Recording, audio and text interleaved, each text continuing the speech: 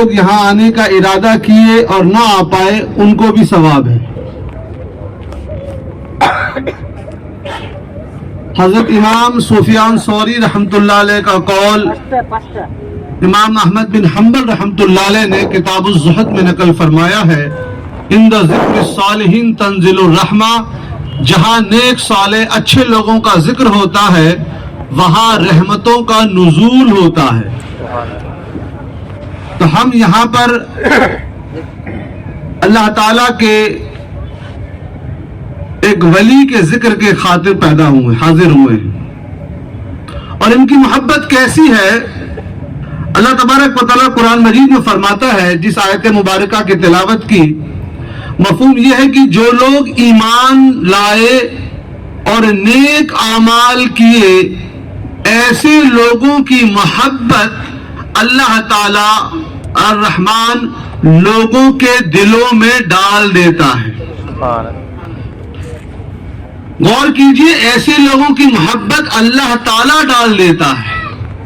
لہذا آپ یہاں پر حاضر ہوئے ہیں، اپنے وقت کی قربانی دی ہے آپ نے، اپنے پیسے کی قربانی دی ہے آپ نے، اپنے آرام کی قربانی دی ہے آپ نے، جبکہ آپ میں سے کوئی غوث الاعظم میں ہم میں سے کسی نے ان کو دیکھا نہیں ہے۔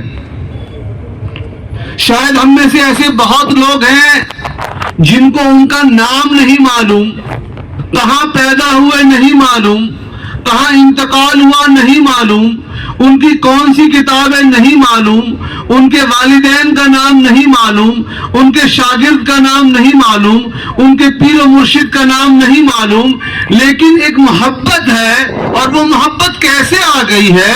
اللہ تعالیٰ نے وعدہ فرمایا ہے کہ ایسے لوگوں کی محبت اللہ تعالیٰ دلوں میں ڈالتا ہے۔ اس کے برعکس جب کوئی سیاسی پارٹی اپنا جلسہ کرتی ہے تو وہ آپ کو جلسہ گاہ میں آنے کے لیے گاڑی بھی فراہم کرتی ہے، اور آپ کو وعدہ بھی کرتی ہے کہ آپ اگر ہمارے جلسے میں شریک ہوں گے تو دن کا اتنا پیسہ آپ کو ملے گا وغیرہ وغیرہ۔ اس کے باوجود ہم اور آپ اپنی ناک بھاؤں کو چڑھاتے اور غور و فکر کرتے ہیں کہ جانا ہے کہ نہیں جانا ہے، لیکن جب اللہ کے محبوبوں کا جلسہ ہوتا ہے تو ہم اپنے سارے کام کو چھوڑ کر پیسہ خرچ کر کے حاضر ہوتے ہیں۔ امام بخاری اپنی صحیح میں حدیث نقل فرماتے ہیں کہ اللہ تبارک و تعالیٰ جب کسی بندے سے محبت فرماتا ہے تو وہ فرشتوں کو بلاتا ہے، حضرت جبرائیل علیہ السلام کو سب سے پہلے بلاتا ہے اور فرماتا ہے جبرائیل میں فلاں بندے سے محبت فرماتا ہوں، تو حضرت جبرائیل بھی اس بندے سے محبت کرنے لگتے ہیں، اور حضرت جبرائیل علیہ السلام پھر فرشتوں کی محفل میں حاضر ہوتے ہیں اور تمام فرشتوں کو اطلاع دیتے ہیں کہ اللہ تبارک و تعالیٰ فلاں فلاں بندے سے محبت فرماتا ہے، تو فرشتے بھی اس سے محبت کرنے لگتے ہیں۔ اسی لیے اللہ کے محبوب بندوں سے محبت کرنا یہ ایک کامیابی حاصل کرنے کا آسان طریقہ ہے۔ اگر آپ پوری حدیث شریف کا مطالعہ کریں گے تو اللہ تبارک و تعالیٰ نے صرف 2 قسم کے لوگوں کے ساتھ جنگ کا اعلان فرمایا ہے۔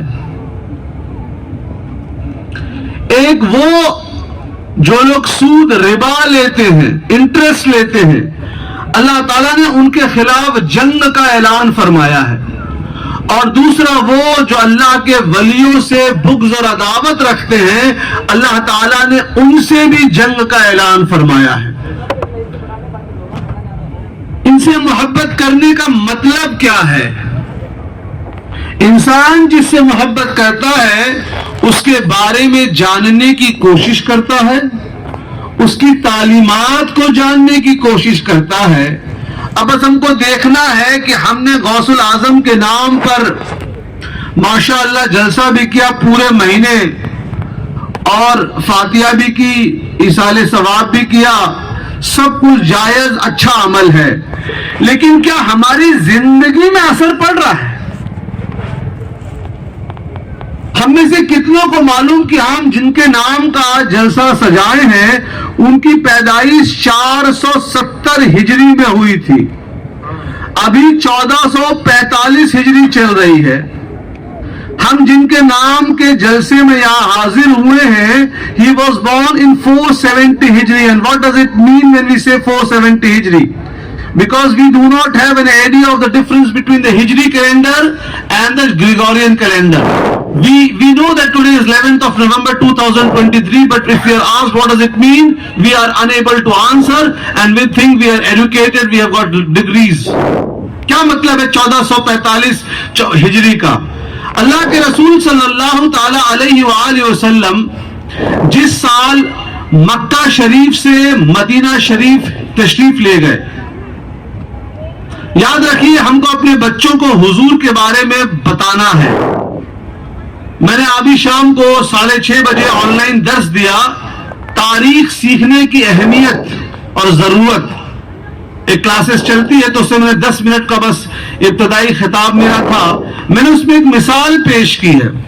ہمارے بچوں سے سوال پوچھا گیا فلاں بادشاہ کی کتنی بیویاں تھی, ایک غیر مسلم بادشاہ کا جس کا کہانیوں میں ذکر ہوتا ہے, تو بچوں نے جواب دے دیا کیونکہ وہ اسکول میں, ناٹک میں, کہانیوں میں, ٹی وی پر, واٹس ایپ پہ پڑھتے ہیں. لیکن پوچھا گیا کہ حضور کی کتنی بیویاں تھی, یعنی ہماری مائیں, مسلم بچے جواب نہیں دے پائے. تو اس طرح کی محفل سجانے کا ایک مقصد یہ بھی ہے کہ ہم اپنے بچوں کو جو دین کی تعلیم سے کوسوں دور ہیں ایسی محفلوں میں لایا کریں اور ان کو دین کی تعلیم ان تک پہنچایا کریں. اللہ کے رسول صلی اللہ تعالی علیہ وآلہ وسلم مکہ شریف میں مبعوث ہوئے. جب اس دنیا میں تشریف لائے تو مکہ شریف میں جب حضور کی عمر مبارک 40 سال کی ہوئی, انہوں نے اپنے نبوت کا اعلان فرمایا اور اس کے بعد 13 سال مکہ شہر میں رہے. مکہ شریف میں 40 میں 13 جوڑ دیجئے 53 ہو گیا, 53 ہو گیا. جب حضور کی عمر مبارک 53 سال 53 ایئرس ہو گئی تو انہوں نے مائگریشن کیا, جس کو عربی میں ہجرت کہتے ہیں. وہ ہجرت فرما کے حضور ایک دوسرے شہر تشریف لے گئے جس کو مدینہ شریف کہتے ہیں. اس واقعے کو, اس انسیڈنس کو اسلامی تاریخ کا ابتدا مانی جاتی ہے, ہجری کیلنڈر کی ابتدا مانی جاتی ہے. تو جب ہم کہتے ہیں 1445 ہجری, اس کا مطلب یہ ہے کہ آج 1445 سال ہو گئے ہیں. کس چیز کو ہوئے؟ جس سال حضور علیہ السلام مکہ شریف سے مدینہ شریف تشریف لے گئے تھے. تو اس واقعے کے 470 سال کے بعد, یعنی آج سے تقریباً کم و بیش 1000 سال پہلے, شیخ عبد القادر جیلانی رضی اللہ عنہ اس دنیا میں تشریف لائے, پیدا ہوئے. کون سے شہر میں؟ گیلان میں, جو آج ایران کا ایک شہر ہے. چونکہ غاف گیلان ہے اور عربی زبان میں غاف نہیں ہوتا ہے, اس لیے وہ گیلان جب عربی زبان میں آیا تو جیلان بن گیا. اس لیے حضرت کا نام ہو گیا شیخ عبد القادر جیلانی رضی اللہ عنہ. ان کا نسب یہ ہے کہ اپنے والد صاحب کی طرف سے حسنی ہے, یعنی سیدنا امام حسن مجتبی رضی اللہ عنہ جو سیدہ فاطمہ الزہرا رضی اللہ عنہ کے بیٹے ہیں, اور پھر حضرت علی ان کے والد ہیں. تو ان کا جو والد کا نسب ہے وہ حضرت امام حسن سے ملتا ہے. ان کے والد کا نام موسیٰ بن جنگی دوست ہے ایک کلمی نسخے میں, اور ایک میں موسیٰ جنگی دوست بن نہیں ہے اس میں, اور یہ فارسی ان نسل تھے زبان کے اعتبار سے. اور ان کی والدہ کا نسب, ان کی والدہ کا نام فاطمہ ہے, لقب ام الخیر ہے. یہ سیدنا امام حسین رضی اللہ عنہ سے جا ملتا ہے, اسی لیے ان کے نام کے آگے حسنی اور حسینی لگتا ہے. شیخ عبد القادر جیلانی حسنی حسینی رضی اللہ عنہ. ان کا لقب غوث ہے. غوث کا معنی مددگار ہوتا ہے. امام احمد اپنی مسند میں حدیث نقل فرماتے ہیں, اللہ کے رسول صلی اللہ تعالی علیہ وآلہ وسلم نے فرمایا, جب تم ریگستان میں جاتے ہو اور راستہ بھول جاتے ہو, یا تم جنگلات میں جاتے ہو اور راستہ بھول جاتے ہو, تو تم اللہ کے بندوں کو یاد کرو, پکارو. اللہ کے کچھ ایسے بندے ہوتے ہیں جن کو تم دیکھ نہیں سکتے ہو, وہ تمہاری مدد کے لیے بھیجے جاتے ہیں. اس کو حدیث رجال الغیب بھی کہتے ہیں. غوث مطلب مددگار ہوتا ہے, اور مدد کرنے والے ملا علی القاری الحنفی رحمت اللہ علیہ اس حدیث کی شرح میں لکھتے ہیں کہ یہ مدد کرنے والے جنات میں بھی ہو سکتے ہیں، فرشتوں میں بھی ہو سکتے ہیں، اور بنو آدم میں بھی ہو سکتے ہیں۔ ان کو غوث العظم بھی کہتے ہیں کہ سب سے زیادہ بڑا مددگار، اور غوث الثقلین بھی کہتے ہیں کہ دونوں جہاں میں مدد کرنے والے۔ ان کا انتقال 561 ہجری میں ہوا، 561 یعنی 91 ایئرز کی عمر پائی۔ عباسی خلافت کا دور تھا، اس میں غوث العظم کی پوری زندگی رہی۔ چونکہ مجھے کہا گیا ہے کہ غوث العظم کی سیرت کے ساتھ ساتھ ان کی تعلیمات بیان کرنی ہے اور ان کی تعلیمات کو آج کے پس منظر سے جوڑنا ہے۔ یاد رکھیے، میں تقریر صرف اور صرف جو مجھے موضوع دیا جاتا ہے اسی پہ کرتا ہوں، اس سے 1 انچ دائیں اور بائیں نہیں ہوتا ہوں میں۔ غوث العظم رضی اللہ عنہ کے والد صاحب کا انتقال بچپن ہی میں ہو گیا، اور یہ تمام حوالے جو سب سے مستند اور معتبر کتاب ہے امام نور الدین شتنوفی حنبلی رحمت اللہ علیہ کی بہجت الاسرار، اس سے دیا جا رہا ہے۔ اس کتاب کی سند یہ ہے کہ جس طرح حدیث کی سند ہوتی ہے حدثنا، اخبرنا، سمعتو، اسی طرح اس کتاب میں جتنے واقعات لکھے گئے ہیں وہ سند کے ساتھ لکھے گئے ہیں۔ بچپن میں جب شیخ عبد القادر جیلانی رضی اللہ عنہ مدرسے سے واپس آ رہے تھے تو یہاں پر ایک بات، غوث العظم کی والدہ نے اپنے بیٹے کی تعلیم کا انتظام کیا، اس پر غور فرمایا کہ آج ہماری مائیں اپنے بچوں کی تعلیم پر توجہ دے رہی ہیں، صرف اسکول یا مدرسہ بھیج دینے سے آپ اپنے ذمہ داری سے فری نہیں ہو جاتی ہیں۔ مجھے ایسے لوگوں سے میری ملاقات ہوئی جن کو یہ نہیں معلوم کہ میرا بیٹا کون سے اسکول میں پڑھتا ہے یا کون سی جماعت میں ہے، جبکہ وقت کا تقاضا یہ ہے کہ والدین اپنے بچوں کے ساتھ بیٹھیں اور پوچھیں آج اسکول میں کوئی دقت تو نہیں ہوئی ہے، آج اسکول میں کیا پڑھایا گیا ہے، کہیں اس کے ساتھ بلینگ تو نہیں ہو رہی، کہیں اس کے اوپر کوئی چٹکلا اور مسخری تو نہیں کر رہا، کہیں آپ کا بچہ یا بچی کسی ذہنی بیماری یا پریشانی میں مبتلا تو نہیں ہے۔ تو غوث العظم کی تعلیمات کو میں آج کے پس منظر سے جوڑتا ہوں اور یہ عرض کروں گا کہ والدین اپنے بچوں کے ساتھ وقت بتائیں اور جانیں کہ اسکول میں کیا ہو رہا ہے۔ غوث العظم رضی اللہ عنہ جب واپس آ رہے ہیں بچپنے میں مدرسے سے گھر کی طرف، تو جانور جو ہوتا ہے، ایک بیل اور ایک میں صرف جانور، اس نے غوث العظم کی طرف متوجہ ہوا اور کہا اے عبد القادر، تم کو اس لیے اس دنیا میں پیدا نہیں کیا گیا ہے۔ غوث العظم ابھی چھوٹے ہیں، ننھے ہیں، والدہ ماجدہ کی بارگاہ میں حاضر ہوا اور پورا واقعہ بتایا۔ ان کی والدہ سمجھ گئی کہ میرا بیٹا اللہ تعالیٰ پر کی خاص کرم ہے اس پہ، اور یہ آگے چل کر کوئی اللہ تعالیٰ اس سے بڑا کام لینے والا ہے۔ ان کی تعلیم جو بنیادی تھی وہی گیلان شہر میں ہوئی۔ اس کے بعد ان کی عمر جب 18 سال ہوئی تو ان کی والدہ نے ان کو پڑھائی کے لیے اس زمانے کا جو سب سے بڑا شہر تھا بغداد، وہاں جانے کا انتظام کیا۔ اور آج سچر کمیٹی رپورٹ کے مطابق ہندوستان میں مسلمانوں کا 10th کلاس کے بعد جو ڈراپ آؤٹ پرسنٹیج ہے وہ 65% ہے، یعنی اگر 100 بچے 10ویں جماعت میں آتے ہیں تو 11ویں جماعت میں صرف 35% جاتے ہیں، اور ہائر ایڈوکیشن یعنی کالج اور یونیورسٹی میں وہ ادھر اور کم ہوتی جاتی ہے۔ تو اگر ہم اور آپ غوث العظم سے سچی محبت کرتے ہیں تو ہم کو اپنے گھروں میں اپنے بچوں کی اعلیٰ تعلیم، ہائر ایڈوکیشن کا انتظام کرنا ہوگا۔ اور یہ بات صرف عصری تعلیم گاہ تک نہیں ہے، جو درس نظامی کا مرکز ہے وہاں پر بھی بچے صرف حفظ کر کے نکل جا رہے ہیں، 4تھی کلاس 3ری کلاس پڑھ کر، رابعہ تک پڑھ کر، اولا تک پڑھ کر نکل جا رہے ہیں، اور جا کر کہیں مفتی کا لقب لگائے ہیں، کہیں علامہ کا لقب لگائے ہیں، اور جب مدرسہ جا کر پوچھو تو پتہ لگے گا صاحب 3ری جماعت پڑھ کر مدرسے سے بھاگ گئے تھے۔ تو اگر ہم کو غوث العظم سے محبت ہے تو ہم کو ہائر ایڈوکیشن پہ توجہ دینی پڑے گی۔ 18 سال کی عمر میں شیخ عبد القادر جیلانی رضی اللہ عنہ بغداد شریف تشریف لاتے ہیں۔ 7 سال تک بغداد شہر کے باہر رہے، ان کو اندر نہیں حاضری کا اجازت دی گئی، اور یہ 7 سال کا وقفہ ہم کو جاننا ہے. اس 7 سال میں غوث الاعظم نے روزے رکھے اور فرض اور واجبات اور سنن چھوڑیے، نوافل کی کثرت کی. پتیاں کھاتے، پیٹ بھر کھانا نہیں کھاتے. تصوف میں ترقی کے لیے جو صوفیاء کرام نے ایک جو بنیادی بات بتائی ہے 4 میں، ایک وہ ہے کہ کم کھانا، قلت طعام، کھانا تھا ہی نہیں، رات بھر عبادت کرنا. یہ کون کر رہا ہے؟ وہ جو پیدائشی ولی ہے.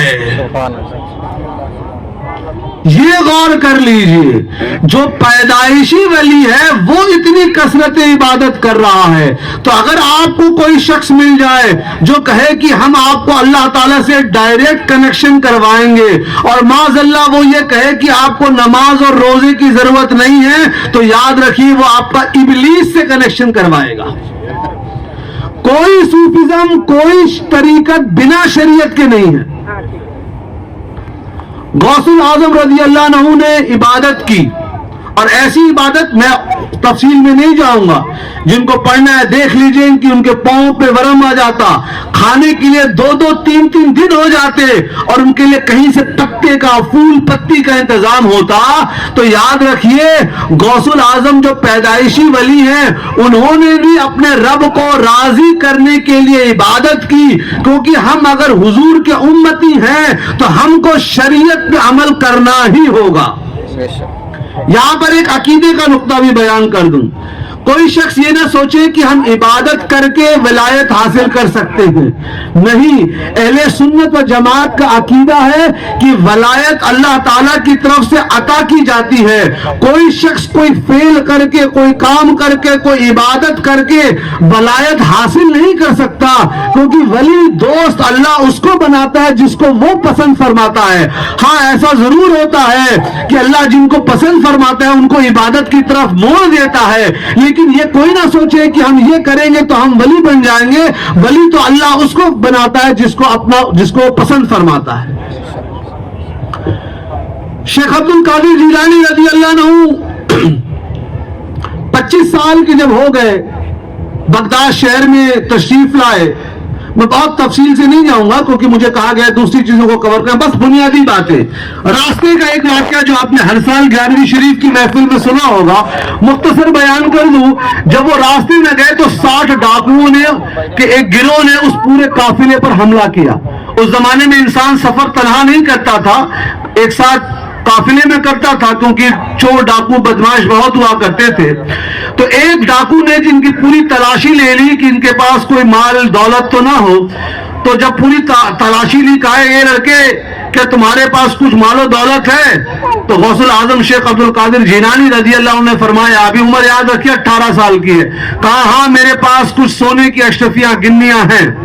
اب وہ ڈاکو بڑا پریشان کہ میں نے تو اوپر سے نیچے ہر جگہ دیکھ لیا، کہاں ہے سونے کی اشرفیاں؟ پکڑ کر اپنے بادشاہ کے پاس لے گیا، جو ڈاکوؤں کا سردار تھا، بادشاہ نہیں سردار.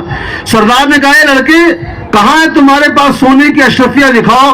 شیخ عبد القادر جیلانی رضی اللہ عنہ نے اپنا جو جھبا پہنا تھا اس کے استر کو، اندر جو سٹچنگ تھی اس کو کھولا، اور ان کی والدہ نے حفاظت کے لیے وہ سونے کی اشرفیاں وہاں رکھ دی تھی، نکال کر دکھایا.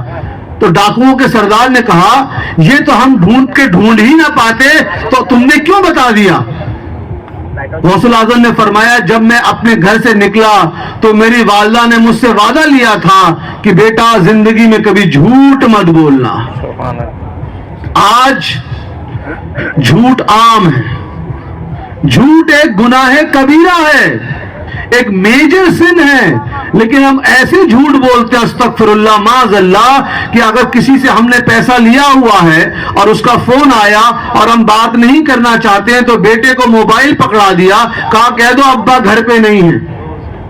ہم اپنے بچوں کو جھوٹ سکھا رہے ہیں، ہم اپنی زندگی میں جھوٹ بولتے ہیں، ہم ہنسی مذاق میں جھوٹ بولتے ہیں اور پھر توقع رکھتے ہیں کہ ہمارے گھروں میں برکت ہو. یاد رکھیے جھوٹ ایک بڑا گناہ ہے، اس پہ توبہ کرنی چاہیے اور اس سے دور رہنا چاہیے، تبھی ہماری زبان میں تاثیر اور ہماری آمدنی میں برکت ہوگی.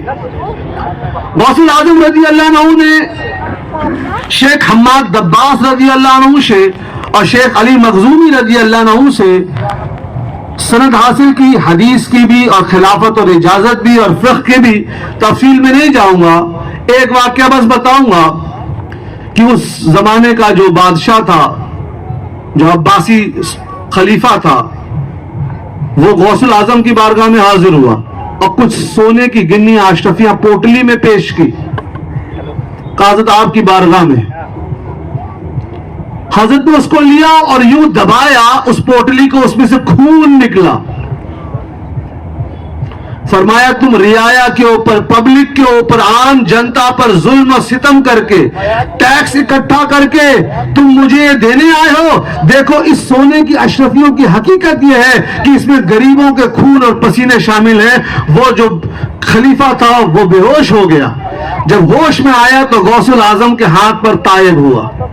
وہاں وہ جو 60 ڈاکوؤں نے حضرت کو پکڑا اور لوٹنے کی کوشش کی، جب انہوں نے دیکھا کہ ایک سچا بچہ سچ بول رہا ہے تو پورے 60 ڈاکوؤں نے حضرت کے ہاتھ پہ توبہ کیا اور سچے مسلمان بن گئے. یہاں پر پھر ایک بات پتہ لگتی ہے کہ اسلام تقریر سے نہیں پھیلا ہے، اسلام مناظروں سے نہیں پھیلا ہے، اسلام عمل سے پھیلا ہے. آج ہم چاہتے ہیں کہ ہماری تقریر کے بل پر لوگ توبہ کر لیں، ہماری تقریر کے بل پر لوگ رجوع ہو جائیں. یاد رکھیے صوفیہ اکرام نے جو اسلام کو پھیلایا وہ اپنے اخلاق سے، اپنے کردار سے، شریعت کے مطابق عمل سے اور اپنی روحانیت سے، اور روحانیت عبادت کرنے سے آتا ہے. واٹس ایپ دیکھنے پر، انسٹاگرام دیکھنے پر، سنیپ چیٹ کرنے سے کوئی روحانیت نہیں آتی ہے. آج جو ہماری نوجوان نسل برباد ہے وہ اس لیے کہ وہ شریعت سے دور ہے. اماں کہہ رہی ہیں بیٹا ذرا بازار جاؤ، درد سر ہے، گولی لے کے آ جاؤ، دوا لے کے آ جاؤ. تو بچہ کیا بول رہا ہے؟ اماں رکیے میں واٹس ایپ پہ میسج فارورڈ کر رہا ہوں دوستوں کو. اماں نے پوچھا کیا میسج؟ میسج یہ کہ ماں باپ کا کہنا ماننا چاہیے. یعنی عملی زندگی میں ماں باپ کو کوئی اہمیت نہیں ہے، دوستوں کی نظر میں اچھا بننے کے لیے اچھا بنا جا رہا ہے. یہ سب قیامت کی نشانیاں ہیں. قیامت کی نشانی میں ایک نشانی یہ ہے کہ لوگ اپنے ماں باپ کو کم اہمیت دیں گے، اپنے دوستوں کو زیادہ اہمیت دیں گے. تو یاد رکھیے، میں اس حدیث شریف کو تقریباً اپنے ہر تقریر میں بیان کرتا ہوں. اس کو امام بخاری نے کتاب الفتن میں نقل فرمایا ہے. اللہ کے رسول صلی اللہ تعالی علیہ وآلہ وسلم نے فرمایا ان قریب، یعنی قیامت کے قریب کی بات ہو رہی ہے، اسلام کے دشمن اسلام مسلمانوں پر غالب ہو جائیں گے اور تمہارے وسائل، ریسورسز، سنسادن like oil wells, coal mines, gold mines, etc. These are natural resources. These the enemies of Islam will distribute among themselves. So the companion asked, O Prophet, why will this happen? Will our population become so less? The Prophet ﷺ said, no, you will be huge in numbers, like the froth in ocean. حضور نے صحابہ نے پوچھا رسول اللہ ہمارے اوپر یہ رسوائی کیوں ہوگی؟ ہمارے دشمن ہم پر غالب کیوں ہو جائیں گے؟ کیا ہماری تعداد تھوڑی ہو جائے گی؟ ہماری جن سنکھیا کم ہوگی؟ حضور نے فرمایا نہیں، تم تو اتنے ہوگے جتنا سمندر میں جھاگ. حضور نے کیا مثال، کیا تشبیہ دی ہے. آپ لوگ گوا ہیں، آپ لوگوں کو سمندر کے بتانے کی ضرورت نہیں ہے. اگر یو پی میں کہیں تقریر کر رہا ہوتا تو ان کو بتانا پڑتا. آپ تو ہر روز سمندر دیکھتے ہیں. کل صبح جا کر دیکھیے، سمندر میں جھاگ تو بہت ہوتا ہے لیکن اس کی کوئی طاقت نہیں ہوتی ہے. ہوا آتی ہے اڑا کے لے جاتی ہے، پانی آتا ہے بہا کے لے جاتا ہے. تو حضور نے فرمایا تم سمندر میں جھاگ کی طرح ہوگے، یعنی ہوگے تو بہت لیکن طاقت کچھ نہیں ہوگی. پھر صحابہ نے پوچھا یا رسول اللہ ہماری تعداد اتنی زیادہ ہوگی پھر ہم کیوں رسوا ہوں گے؟ ہمارے دشمن ہم پر غالب کیوں ہو جائیں گے؟ حضور نے فرمایا اس کی دو وجہ ہوگی، ایک دنیا کی محبت، دوسرا موت سے نفرت. اور ہر انسان اس پہ غور کرے. ہم اپنی زندگی یوں بتا رہے ہیں کہ ہم کو جانا ہی نہیں ہے، کھلے عام گناہ ہو رہا ہے. ہمارے بچے گندی فلمیں دیکھ رہے ہیں، ہمارے بچے پان بیڑی گٹکا سگریٹ اور شراب سب پی رہے ہیں، ہماری لڑکیاں فیشن کر رہی ہیں، نامحرم کے سامنے گھوم رہی ہیں، اور ہم کہتے ہیں جی ہم پر ظلم و ستم کیوں ہو رہا ہے؟ یاد رکھیے وما اصابکم من مصیبت فبما کسبت ایدیکم، تم پر جو مصیبتیں آتی ہیں وہ تمہارے اپنے ہاتھ کی کمائی ہوئی ہے۔ کس نے روکا ہے ہم کو فجر کی نماز پڑھنے سے؟ کوئی ہے؟ کسی نے کنپٹی پہ بندوق لگایا ہے کہ فجر مت پڑھا کرو؟ لیکن ہماری فجر غائب۔ کس نے روکا ہے آپ کو رمضان المبارک میں روزہ رکھنے سے؟ لیکن ہم بہانہ بنا کر روزے نہیں رکھتے ہیں۔ کس نے روکا ہے ہم کو 2.5% زکوٰۃ دینے سے؟ یاد رکھیے ہم اگر سوچتے ہیں کہ ہم نے جمعے کی 2 رکعت نماز پڑھ لی اور اس سے ہی ہم کو بلندی مل جائے گی، نہیں۔ ہاں جس کا خاتمہ ایمان پر ہوگا اس کو جنت ملے گی، لیکن اس دنیا میں عزت کے لیے اللہ کے رسول نے ایک دوسرا اصول بنایا ہے۔ اس نقطے کو سمجھ لیجئے، کیونکہ مولانا اسلم صاحب نے جب دعوت دی مجھے تو انہوں نے یہی کہا کہ حضرت ہم چاہتے ہیں کہ آپ کی تقریر اس موضوع پر خاص ہو کہ دنیا میں کامیابی اور آخرت میں کامیابی۔ ہم نے کہا ٹھیک ہے، ہم تو ویسے پڑھاتے ہیں یونیورسٹی میں، ہم کو تقریر میں کوئی دقت نہیں ہے، تو اس آخرت میں کامیابی کے لیے کیا ہے؟ سنن ابو داؤد کی حدیث ہے، حضور نے فرمایا میری شفاعت میرے امت کے بڑے گناہگاروں کے لیے، تو حضور کی شفاعت حق ہے، ہم جیسے گناہگاروں کی حضور شفاعت فرمائیں گے اور ہم کو انشاءاللہ جنت ملے گی۔ لیکن ایک دوسری حدیث شریف میں قید لگائی گئی ہے، اور وہ قید یہ ہے کہ حضور اس کی شفاعت فرمائیں گے جس کی موت ایمان پر ہوئی ہو۔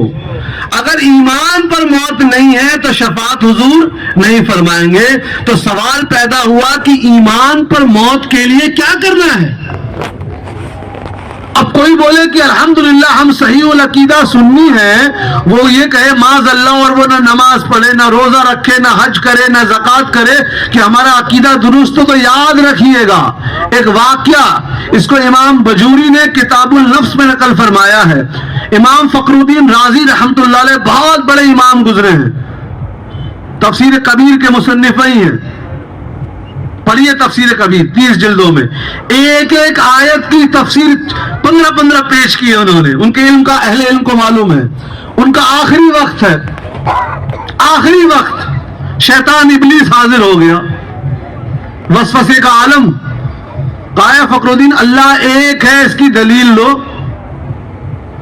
اب امام فخر الدین رازی رحمۃ اللہ علیہ جو دلیل دیتے اللہ تعالیٰ کی وحدانیت کی، ابلیس شیطان اس کو اپنی دلیل سے کاٹ دیتا۔ بڑا نازک مسئلہ ہوا، ان کے پیر و مرشد حضرت نجم الدین کبریٰ رحمۃ اللہ علیہ کہیں دور وضو کر رہے تھے، وہ پیر روشن ضمیر تھے، اللہ والے تھے۔ اور اللہ والے کون ہوتے ہیں؟ اللہ والا ہونے کے لیے اہل سنت و جماعت ہی کے لوگ اللہ والے ہوتے ہیں، یہ سمجھ لیجئے، جو شریعت پہ عمل کرتے ہیں وہی اللہ والے ہوتے ہیں۔ ان کو پتا لگ گیا کہ میرا مرید، میرا چاہنے والا تکلیف میں ہے، وہ وضو کر کے اٹھے، انہوں نے پانی چھڑکا کر اے فخر الدین کہہ دے کہ میں اللہ کو بنا دلیل کے ایک جانتا ہوں۔ سبحان اللہ۔ تو پتہ یہ لگا کہ اگر ہم چاہتے ہیں کہ ہمارا خاتمہ خیر پر ہو، ایمان پر ہو، تو ہم کو پوری زندگی عبادت شریعت کے مطابق بتانی چاہیے۔ جو لوگ اس میں ہیں کہ ہمارا عقیدہ درست ہے اور وہ عبادت سے غافل ہیں، تو یاد رکھیے مرتے وقت جب روح قبض کی جائے گی اس وقت بھی شیطان بدماش ہے، جو چالباز ہے، وہ آ کر ہم کو کنفیوژن کرنے کی کوشش کرتا ہے۔ ایک بار درود شریف پڑھ لیجیے۔ سیدنا محمد صلی اللہ تعالی علیہ وسلم، صلاۃ و سلام علیک یا رسول اللہ صلی اللہ تعالی وسلم۔ غوث الاعظم تو ہم لوگ ایسے بہت بڑا اللہ والا ولی مانتے ہیں، جانتے ہیں، لیکن یہ بھی معلوم ہونا چاہیے غوث الاعظم اپنے زمانے کے سب سے بڑے مفتی بھی تھے۔ وہ شافعی فقہ اور حنفی فقہ دونوں فقہ پر ان کو مہارت تھی، اور حنبلی فقہ میں بہت سے محدثین کی جو سند ہے اجازت حدیث کی وہ شیخ عبد القادر جیلانی رضی اللہ عنہ سے، تو وہ اپنے زمانے کے بہت بڑے محدث بھی ہیں اور وہ اپنے زمانے کے بہت بڑے ولی بھی ہیں، اللہ والے بھی ہیں۔ شیخ عبد القادر جیلانی رضی اللہ عنہ کے بچپنے کا ایک واقعہ، امام حیتمی نے اس کو فتویٰ حدیثیہ میں نقل کیا ہے، گرچہ اس کو محدثین نے بھی نقل کیا ہے، لیکن میں فقہ کی کتاب کا حوالہ اس لیے دیتا ہوں کیونکہ اہل علم کے نزدیک فقہا کا قول معتبر ہے۔ جب غوث الاعظم مدرسے میں تھے ابھی چھوٹی عمر کے، تو ان کے ساتھ ان کے دو ہم سبق ساتھی بھی تھے۔ ان کو اطلاع ملی کہ پاس کہیں ایک بہت بڑے اللہ والے ہیں، ایک بزرگ ہیں، ان سے ملنے چلا جائے۔ تو ان کے ایک ساتھی نے سوچا ارے ان بزرگ کو اتنی شہرت ہے، میں تو ان سے ایسا سوال کروں گا کہ یہ جواب نہ دے پائیں گے، یہ نیت اس نے رکھی۔ دوسرے والے نے سوچا نہیں میں تو ان سے کچھ پوچھوں گا نہیں، بس کچھ ایسا مانگوں گا کہ میری دنیا کامیاب ہو جائے، لیکن اس نے کوئی بے ادبی کا خیال نہیں رکھا۔ غوث الاعظم نے سوچا کہ نہیں میں ان کے پاس جاؤں گا، اللہ کے واسطے ان کی نظر کرم ہوگی تو میں آگے بڑھوں گا روحانی طور پر۔ تینوں لوگ گئے، امام حیتمی نے فتویٰ حدیثہ میں نقل کیا۔ پہلے والے نے وہی شروع کیا، کوشش کی، لیکن وہ بہت جلالی بزرگ تھے، انہوں نے ناراضگی کا اظہار کیا، اور وہ لڑکا جب آگے بڑھا تو اس کی حالت یہ ہوئی کہ پورا درس جو مدرسے کی تعلیم تھی وہ بھول گیا، اور ایک عیسائی لڑکی کے عشق میں مبتلا ہوا اور وہ خنزیر تک چلانے لگا۔ بزرگوں کی شان میں گستاخی کرنے کا یہ ہے۔ جو دوسرا والا تھا اس کو دولت ملی، اس کو قاضی کا عہدہ دیا گیا۔ اب قاضی کے عہدے میں پیسہ تو بہت ہے، عزت تو بہت ہے، لیکن جو قاضی اس زمانے کا عہدہ تھا اس کو ٹینشن بہت ہوتی تھی کہ کہیں ہمارے حکم سے بادشاہ ناراض نہ ہو جائے، بادشاہ کا ہمیشہ پریشر ہوا کرتا تھا۔ اور غوث الاعظم کو بزرگ نے دوا دی تو غوث الاعظم کون سے غوث الاعظم ہے ہم کو معلوم ہی نہیں ہے۔ تو پتہ یہ بھی لگا کہ ہم کو بزرگوں کی بارگاہ میں جانا چاہیے تو یہ سوچ کر نہیں جانا چاہیے کہ ہم ان کی بے ادبی کریں گے، گستاخی کریں گے۔ کچھ غوث الاعظم کی تعلیمات کے بارے میں سن لیجیے آپ، اور میں بتا دوں جہاں تک میرا تجربہ ہے، یہاں بیٹھے والے اکثر لوگوں نے جو اب میں بتانے جا رہا ہوں نہیں سنا ہوگا۔ غوث الاعظم کی تعلیمات کیا ہے سن لیجیے۔ غوث الاعظم تقلید کے قائل ہیں، اپنی کتاب میں لکھتے ہیں ہمارے امام، وہ جب بھی یہ کہتے ہیں ان کی مراد امام احمد بن حنبل رضی اللہ عنہ۔ تو کوئی بھی غیر مقلد کا شیخ عبد القادر جیلانی رضی اللہ عنہ سے کوئی تعلق ہو ہی نہیں سکتا۔ اور امام اعظم ابو حنیفہ رضی اللہ عنہ کے لیے لفظ استعمال کیا وَهُوَ امام الاعظم۔ شیخ عبد القادر جیلانی رضی اللہ عنہ امام اعظم ابو حنیفہ رضی اللہ عنہ سے بہت محبت کرتے تھے، اور کیوں نہ کرتے ہو، وہیں بغداد میں ان کی پوری زندگی گزری، اور ہمارے امام اعظم کا مزار وہیں پہ ہے۔ شیخ عبد القادر جیلانی رضی اللہ عنہ حضور کے وسیلے کے قائل ہیں، فرماتے ہیں شعبان کے مہینے میں حضور پر زیادہ درود بھیجو، اور اس مہینے کی نسبت حضور سے ہے، اور حضور کے وسیلے سے دعائیں قبول ہوتی ہے۔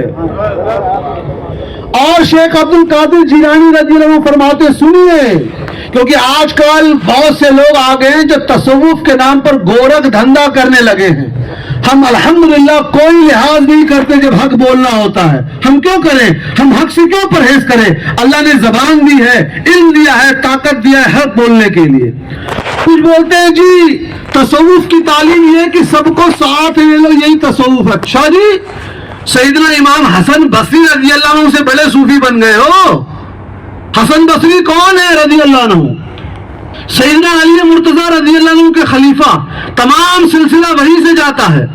ان کی محفل میں واصل بن عطا نام کے ایک شخص نے عقیدہ خراب کیا، معلوم ہے نا، معتزلہ وہی سے لفظ ملا ہے، اعتزلوا فرمایا، وہ معتزلہ بن گیا واصل بن عطا۔ اس نے عقیدہ خراب کیا۔ کیا تعلیم یہ ہے اسلام کی، یا آپ ایمان میں ہے یا کفر میں ہے، بیچ کی کوئی منزل نہیں ہے کہ ہاں تھوڑا ایمان بھی ہے تو آپ کفر میں بھی ہے، نہیں۔ واصل بن عطا نے کہا کہ نہیں، ایمان اور کفر کے بیچ میں بھی ایک منزل ہوتی ہے۔ سیدنا حسن بصری رضی اللہ عنہ جو غوث الاعظم کے اوپر جا کے ان کے پیروں کے پیر ہیں، فرماتے ہیں میری محفل سے نکل جا، تیرا عقیدہ خراب ہو گیا، میری محفل سے نکل جا۔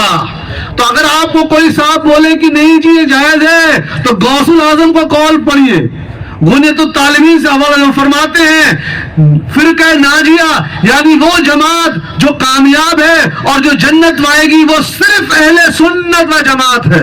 سبحان اللہ. فرماتے ہیں بد مذہبوں کی محفل میں مت جاؤ, ان کو اپنے ساتھ مت بیٹھو کہ ان کے اثرات تمہارے قلب پہ پڑتے ہیں اور قلب سیاہ ہو جاتے ہیں. تو آپ اپنی تعلیمات اپنے گھر میں رکھ سکتے ہیں, یہاں غوث الاعظم کی سچی تعلیمات بتائی جائے گی. شیخ عبد القادر جیلانی رضی اللہ عنہ کو اللہ نے طاقت بھی دی ہے. پوچھا کیسی طاقت دی ہے؟ کچھ کم علم جن کا مطالعہ کم ہوتا ہے بولتے نہیں جی غوث الاعظم دور سے کیسے سنیں گے, کم علم. ہم نے کہا یعنی تم نے نہ قرآن مجید پڑھا ہے نہ تم نے حدیث شریف پڑھی ہے اور اعتراض کر رہے ہو. قرآن مجید میں آپ سے پوچھتا ہوں, حضرت سلیمان علیہ السلام جب اپنی فوج لے کر جا رہے ہیں دو چیٹیاں آپس میں بات کر رہی ہیں کہ نہیں؟ تفسیر میں آتا ہے کہ وہ 3 میل کی دوری پر بات کر رہی ہیں, which is approximately 4.6 kilometers. 1.6 kilometer is equal to 1 mile. 4.5 kilometre دور چیٹیاں آپس میں بات کر رہی ہیں. The ants are communicating. And Sayyidina Sulaiman alayhi salam was able to hear their communication. How? کیسے سنا؟ سمپل جواب ہے, اللہ تعالیٰ نے ان کو عطا کیا. تو بھائی ہماری اور آپ کی طاقت محدود ہے, لیکن جب اللہ تعالیٰ کا کرم ہوتا ہے تو انسان کو اندازہ نہیں وہ کہاں پہنچ جاتا ہے. دوسرا حوالہ سنیے جو غیر مقلدین کے سب سے محبوب شیخ ہے, شیخ ابن تیمیہ, ان کے شاگرد حافظ ابن کثیر کی کتاب البدایہ سے سن لیجئے. ویسے اور بھی حوالے تھے لیکن میں سیدھا اس پہ آ گیا ہوں. حافظ ابن کثیر البدایہ میں نقل فرماتے ہیں کہ سیدنا عمر رضی اللہ عنہ کے خلافت میں ایک صحابی جن کا نام ساریہ رضی اللہ عنہ تھا, دور دشمنوں سے مقابلہ کر رہے تھے. حضرت عمر رضی اللہ عنہ 300 میل دور 300 کلومیٹر دور تھے. انہوں نے دیکھ لیا کہ مسلم فوج پر بغل میں پہاڑی کے پیچھے سے دشمن فوج اٹیک کرنے والی ہے. کتنے کلومیٹر دور سے دیکھا؟ 300. فرمایا ساریہ خبردار, بغل والے جبل پہاڑی سے دشمن آنے والا ہے. حضرت ساریہ رضی اللہ عنہ کے کان میں وہ آوازیں آئی, انہوں نے دیکھا تو ہاں پہاڑی سے دشمن آنے والا ہے. انہوں نے مسلم فوج کو ادھر متوجہ کیا, مسلمان جیت گئے. میرے 2 سوال, حضرت عمر کو کس نے طاقت دی کہ وہ 300 کلومیٹر دور دیکھ لیں؟ اللہ تعالیٰ نے. حضرت ساریہ کو یہ مدد طاقت کس نے دی کہ وہ 300 کلومیٹر دور کی آواز سن لیں؟ اللہ تعالیٰ نے. تو پتہ یہ لگا اللہ تعالیٰ اپنے نیک بندوں کو طاقت دیتا ہے, اور وہ طاقت انسان اس کا ادراک نہیں کر سکتا. شافعی فقہ میں جو راجح قول یہ ہے کہ انتقال کے بعد اولیاء اللہ کی طاقتیں بڑھ جاتی ہیں. تو شیخ عبد القادر جیلانی رضی اللہ عنہ, شیخ ابن تیمیہ جو غیر مقلدین کے بہت محبوب, انہوں نے بھی کہا کہ یہ اتنے بڑے ولی تھے کہ ان کی ولایت سے انکار نہیں کیا جا سکتا ہے. تو اگر ہم شیخ عبد القادر جیلانی رضی اللہ عنہ سے سچی پکی محبت کرتے ہیں تو ہم کو ان کی تعلیمات پر غور کرنا پڑے گا. انہوں نے اپنی پوری زندگی عبادت میں گزاری. اب آپ کہیں گے بھائی ہم تجارت نہ کریں, کون منع کرتا ہے؟ حضور کی حدیث بخاری شریف کا giving hand is better than a receiving hand. دینے والا ہاتھ لینے والے ہاتھ سے بہتر ہے. تو آپ دینے والا کیسے بنیں گے؟ یا لوگوں کو علم دیجئے, نالج دیجئے. For that you have to work hard. صرف گریجویشن کر کے آپ لوگوں کو نالج نہیں دے سکتے. You have to go for research. یا آپ دولت اتنی کمائیے کہ لوگوں کی مدد کر سکے. لیکن اسلام میں دولت کمانے کا اصول ہے. ہم یہ نہیں کہ آپ شراب کا ڈرگس کا بزنس کر رہے ہیں, نہیں. اسلام میں کہا گیا تم کروڑ پتی نہیں ارب پتی کھرب پتی بنو. بس 2 اصول بنا دیا گیا, حلال طریقے سے بزنس کرو اور 2.5% زکوٰۃ عطا کرو. یاد رکھیے اسلام میں اور دوسرے مذاہب میں بنیادی فرق ہے. ہمارے یہاں آپ دیکھ رہے ہیں, آپ کے سامنے مفتی صاحب ہیں. مفتی صاحب نے ایسی زندگی بتاری کہ شریعت پہ بھی رہے, شادی بھی کی, انہوں نے اپنی زندگی میں تجارت بھی کیا. باقی مذاہب میں ایسا نہیں ہے. اگر آپ کو اللہ تعالیٰ کا قرب حاصل کرنا ہے تو ایک خاص رنگ کا کپڑا پہننا پڑے گا, آبادی سے دور جا کر رہنا پڑے گا, شادی نہیں کرنی پڑے گی, کھانے میں بھی کچھ خاص اہتمام کرنا پڑے گا. اسلام نے ان تمام بندشوں کو توڑا. کہا آپ شادی بھی کر سکتے ہیں, آپ بزنس بھی کر سکتے ہیں, آپ سوسائٹی میں بھی رہ سکتے ہیں, بس ایک باؤنڈری بنا دی, اس باؤنڈری میں رہیے آپ. تو اسلام میں دنیا میں کامیابی کا کیا طریقہ ہے؟ حضور نے فرمایا جب تولو تو جھکتا ہوا تولو. یعنی آپ سے اگر کوئی بول رہا ہے کہ 1 کلو کاجو دو تو آپ اس کو 1 کلو مت دیجیے, آپ اس کو 1 کلو 10 گرام تھوڑا زیادہ دیجیے. اور ہوتا کیا ہے, ہم کم دیتے ہیں, کاٹا مارتے ہیں. کسی نے 1 کلو مانگا تو ہم اس کو 990 گرام دیں گے. حضور کی یہ تعلیمات صرف مسلمز کے لیے نہیں ہے, یاد رکھیے گا. اگر کوئی غیر مسلم اس پہ عمل کرے گا تو وہ کامیاب ہو جائے گا. حضور نے فرمایا جب ملو تو مسکرا کر ملو, جب ایک دوسرے سے ملو تو مسکرا کر ملو. آج ہم کیسے ملتے ہیں؟ آنکھ بھاؤں چڑھا کر ملتے ہیں. آج سائیکیٹرسٹ اور سائیکولوجسٹ کہہ رہے ہیں کہ جب آپ مسکرا کے ملتے ہیں تو دلوں میں الفت محبت پیدا ہوتی ہے اور آپ کا بزنس اچھا ہوتا ہے. حضور نے فرمایا وعدہ خلافی نہیں کرو, don't break up your promises. ہوتا کیا ہے, میں نے آپ کو پرومس کیا کہ آپ مجھے 10 لاکھ روپیہ دے دیجئے بزنس کے لیے, 1 مہینے میں واپس کر دوں گا. ہم دیتے نہیں ہیں. اور آپ سب بزنس مین جو بیٹھے ہیں, آپ کو معلوم ہے کسی بھی بزنس میں اگر آپ ٹائم کے اپنے پرومس کے پکے ہیں تو آپ کی ویلیو بڑھ جائے گی. ہم کیوں کامیاب نہیں ہو رہے؟ Because of these things. حضور نے فرمایا صفائی آدھا ایمان ہے. اس میں گرچہ وضو کی طرف اشارہ ہے لیکن اس کو ظاہر بھی ہے. ہمارے محلے گندے ہیں اور ہم حقوق اللہ کا تو بہت خیال رکھتے ہیں کہ نماز ہم کو پڑھنی ہے, روزے ہم کو رکھنے, اچھی بات ہے. آخری 5 منٹ ہے. ہم حقوق العباد کا خیال نہیں رکھتے ہیں. آپ رات بھر نفل نماز پڑھ رہے ہیں اور اپنی بیوی کا حق ادا نہیں کر رہے تو آپ کو پریشانی ہوگی. حضور نے فرمایا the best among you are those who are best to their women. تم میں سے سب سے بہتر وہ لوگ ہیں جو اپنی بیوی اور اپنی عورتوں کے ساتھ سب سے اچھا ہو. غور کیجئے اس حدیث شریف میں دنیا میں گھوم رہا ہوں, اعلیٰ حضرت بن کر لوگ ہاتھ چوم رہے ہیں اور گھر جا کر اپنی بیوی کو گالی گلوچ کر رہا ہوں, ڈنڈی سے مار رہا ہوں, جوتے سے مار رہا ہوں. حضور نے فرما دیا نہیں, اللہ کی بارگاہ میں وہ بہتر ہے جو بیوی کے ساتھ بہتر ہے, کیونکہ تم تنہائی میں کیسے ہو اللہ تعالیٰ جانتا ہے. حضور نے فرمایا رشتہ داری نبھانے کا مطلب یہ نہیں ہے کہ تم اپنے ان رشتہ داروں سے ملو جو تم سے ملتے ہیں. فرمایا رشتہ داری نبھانے کا یہ مطلب ہے کہ تم ان سے ملو جو تم سے نہیں ملتے ہیں. آج ہم نے اپنے بھائیوں کو سلام کرنا چھوڑ دیا ہے. ہمارا کون پڑوسی ہم نہیں جانتے. حضور نے فرمایا ہے کہ جو سچا مومن ہوتا ہے, تو حدیث کا مفہوم یہ ہے وہ ہوتا ہے کہ جس کا پڑوسی بھوکا نہ سوئے. غور کیجیے, یہاں حضور نے قید نہیں لگائی کہ پڑوسی مسلم ہی ہونا چاہیے. آپ کا پڑوسی مسلم ہو, غیر مسلم ہو, کسی بھی دھرم کا ہو, اگر آپ مسلم ہیں تو آپ کی ذمہ داری ہے کہ آپ دیکھیں کہ اس کو کھانا صحیح مل رہا ہے کہ نہیں مل رہا ہے. ہم دنیا میں اتنے بزی ہو گئے ہیں, سوشل میڈیا نے ہم کو تباہ کر دیا ہے. ہم کو لگتا ہے کہ موبائل ہمارے فون میں ہے, اور موبائل کا کیا ہے. I know students who are not able to type one paragraph in correct English with proper punctuation and grammar. ایک پیراگراف انگریزی میں نہیں لکھ سکتے صاحب, ایک پیراگراف ہندی میں اردو میں نہیں لکھ سکتے ہیں. کون سی زبان چل رہی ہے؟ رومن اردو. ہم ٹھیک ہے, HUM ہم ٹھیک ہے, THIK ٹھیک ہے. This is the level of knowledge with us youth are gaining. کیا فائدہ ہے؟ اسی لیے نوجوان بچوں, اگر آپ کو ترقی کرنی ہے تو آپ ہائر ایڈوکیشن حاصل کیجئے. آپ doctor, engineer, lawyer, chartered accountant کچھ بھی بنیے, لیکن حق حلال سے کمائی کیجئے. اور ان سب سے پہلے اپنا عقیدہ جانیے. حضور نے فرمایا, مسند الفردوس کی حدیث ضعیف سند سے نقل کیا اور امام ابن صلاح نے مقدمے میں نقل فرمایا کہ ضعیف حدیث فضائل اور مناقب میں قبول ہے. حضور نے فرمایا اپنی اولاد, اپنے بچوں کو 3 چیزوں کا علم دو. پہلا فرمایا قرآن مجید کا علم. ہم میں سے کتنے کے بچوں کو معلوم ہے قرآن مجید میں کتنی سورتیں ہیں؟ مکی اور مدنی سورتوں میں فرق کیا ہے؟ کون سی سورہ میں کسی ابتدا میں بسم اللہ شریف نہیں ہے؟ نہیں معلوم. حضور نے فرمایا اپنی اولاد کو قرآن شریف کا علم دو. ہم نہیں دے رہے ہیں, مہنگے سے مہنگا موبائل دے رہے ہیں, بہترین ان کو پکنک پہ لے جا رہے ہیں, قرآن شریف نہیں سکھا رہے ہیں. اور خواب کیا ہے کہ ہم حکومت کریں گے, ہم قیادت کریں گے. دوسرا حضور نے فرمایا اپنی اولاد کو میرے متعلق علم دو, یعنی حضور علیہ السلام کے متعلق. جائیے بچوں سے پوچھئے حضور کس شہر میں مبعوث ہوئے, حضور کی کتنی اولاد تھی, کتنی امہات المومنین تھی, کتنے غزوات تھے, کچھ نہیں معلوم بچوں کو. حضور کا نام صحیح نہیں لے پاتے ہیں.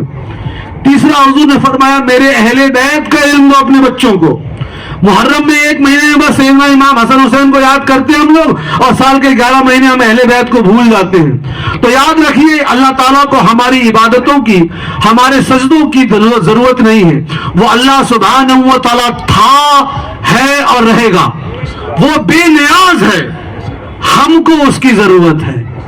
اللہ کا وعدہ ہے یا ایھا الذین آمنوا ان تنصروا اللہ ینصرکم ویثبت اقدامکم. اے لوگوں جو ایمان لائے، اگر تم اللہ کے دین کی مدد کرو گے اللہ تمہاری مدد فرمائے گا. یہ اللہ کا وعدہ ہے. تو اگر ہم چاہتے ہیں کہ ہماری زندگی میں تبدیلی آ جائے تو ہم کو اسی لمحے سے ارادہ کرنا ہے کہ ہم اپنی زندگی میں اور اپنے گھر میں شریعت کے مطابق زندگی بتائیں گے. انشاءاللہ تعالی اللہ تعالیٰ کا کرم ہوگا. وجزا اللہ عنا سیدنا محمد صلی اللہ تعالی علیہ وسلم. السلام علیکم ورحمۃ اللہ وبرکاتہ. 10:45 کا مجھے ٹائم دیا گیا تھا، الحمدللہ 10:44 پہ ختم کر دیا ہے میں نے.